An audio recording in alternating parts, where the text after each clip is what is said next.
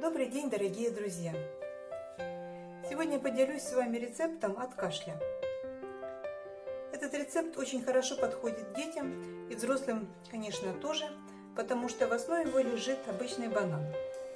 Знаете ли вы, что с помощью банана можно избавиться от кашля и даже от бронхита? Сегодня предлагаю вам такой простой рецепт. Берем банан, он должен быть спелый, зрелый. Очищаем его от кожицы. Банан с помощью вилки нужно раздавить, превратить его в пюре. Чем спелее банан, тем легче это сделать.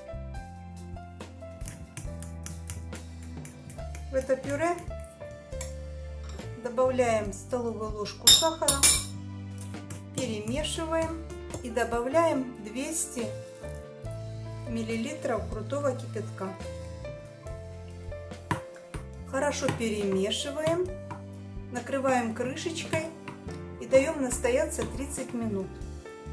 Теперь эту массу нужно процедить через сито.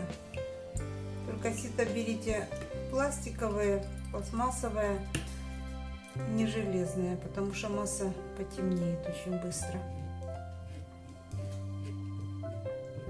Но можно его и не процеживать.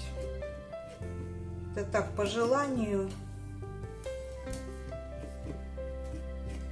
Как говорится, для гурмана можно и процедить, можно пить просто так. Полезность от этого его не умаляется, не утрачивается.